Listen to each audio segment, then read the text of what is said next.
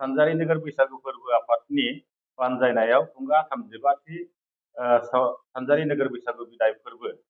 2026 मायथाइनि मे दाननि 8, 9,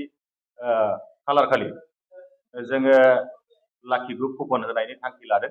आरो बेवहायनो जोंहा नोंथांमोननि सिगाङाव रायजोनिसिम मोनसे फोरमायहरनो सानदों दि जों देग्लायबो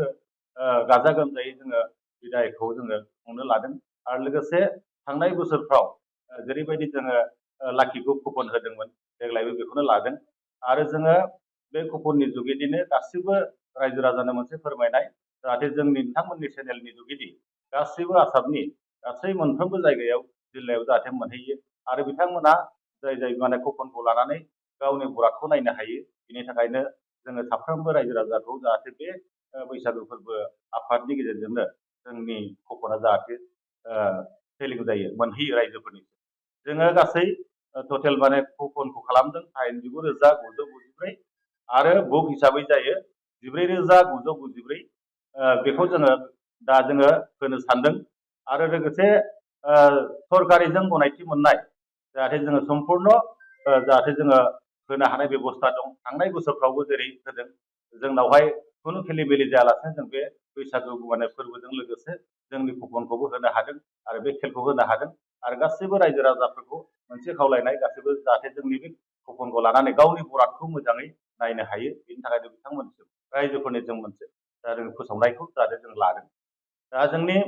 बेसेना जाहैबाय कुपन हिसाबै 100 राङै आरो बुक हिसाबै लायोब्ला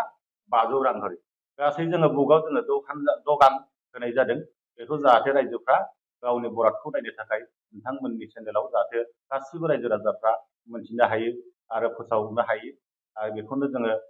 गावनि बरादखौ नायनो थाखाय जोङो बे कुपननि जुगेदिनो जाहाथे जोङो माखासे जोंहा बेवहाय प्राइज होनाय जादों फार्स्ट प्राइजआव दङ बलेर' कार सेकेन्ड प्राइजआव दङ रयेल एनफिल्ड थार्ड प्राइजआव दङ जाहैबाय इ रिक्सा ब्रैथि प्राइजआव दङ आइफन 5 नम्बराव दङ पावार टिलार 6 नम्बराव दङ एन्ड्रइड फन 7 नम्बराव दङ लेपटप 8 प्राइजआव जाहैबाय स्कुटि टिभिएस 9 नम्बराव जाहैबाय वाशिं मेसिन 3 नम्बर प्राइजआव दङ एसप्रेस' कार 10 नम्बराव दङ 30,000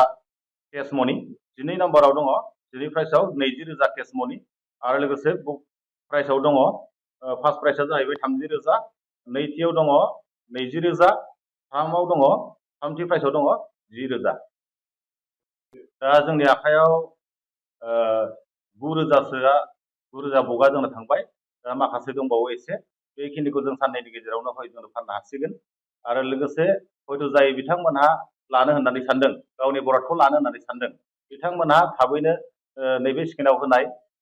जानबुं नम्बराव जाहाथे नोंथांमोना अनलाइननि जुगेदि नोंथांमोना टिकेटखौ लानो हागोन